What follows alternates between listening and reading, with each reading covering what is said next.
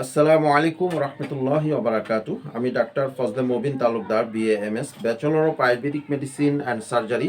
দীর্ঘদিন যাবৎ আয়ুর্বেদ চিকিৎসা সেবা দিয়ে আসছি এবং আয়ুর্বেদীয় বিভিন্ন ওষুধ প্রোডাকশন ও গবেষণা কাজের সাথে নিয়োজিত আছি আলহামদুলিল্লাহ। আজকে আমি চুলের বিষয়ে কিছু কথা বলবো। অনেকেরই চুল পড়ে যাচ্ছে, অকালে চুল পেকে যাচ্ছে, মাথা টাক হয়ে যাচ্ছে। এই ভিডিওটি তাদের জন্য, বিশেষ করে যারা অতিরিক্ত টেনশন করেন, হিসাবের কাজ করেন অথবা ব্যস্ত থাকেন, তাদের এই সমস্যাগুলো বেশি হয়। অনেকে চুলের যত্ন নেন না, মাথায় তেল দেন না। চুলে তেল দেওয়া রসুল সাল্লাল্লাহু আলাইহি সাল্লামের সুন্নত।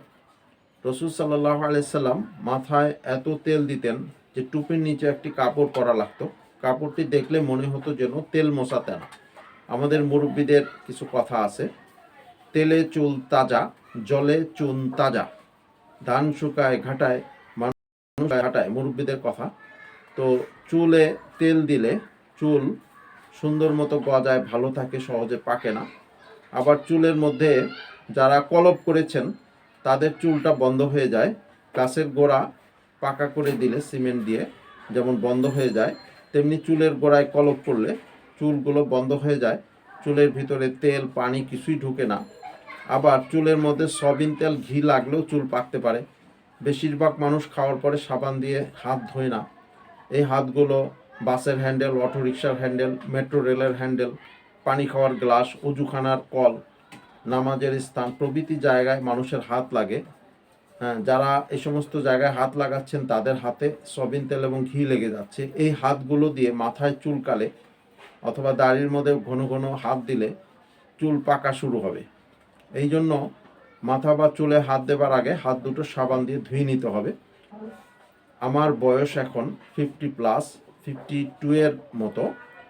তো আলহামদুলিল্লাহ আমার চুলগুলো দেখেন, আমার চুলগুলো পড়ে যাচ্ছিল, পেকে যাচ্ছিল।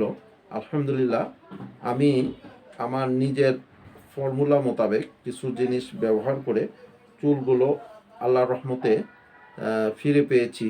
চুল পাকাও বন্ধ হয়েছে, কিছু চুল পাকা আছে সামান্য, কিন্তু আলহামদুলিল্লাহ আল্লাহ পাকের মেহেরবানি।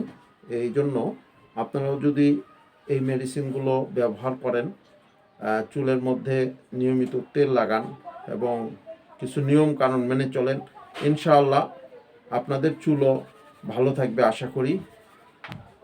চুলের বিষয়ে বিস্তারিত জানতে, আমার সাথে সরাসরি কথা বলতে নিচের নাম্বারে কল দিন 01757667263, অথবা এই বিষয়ে বিস্তারিত জানতে নিচের নাম্বারে, নিচের লিঙ্কে ক্লিক করুন।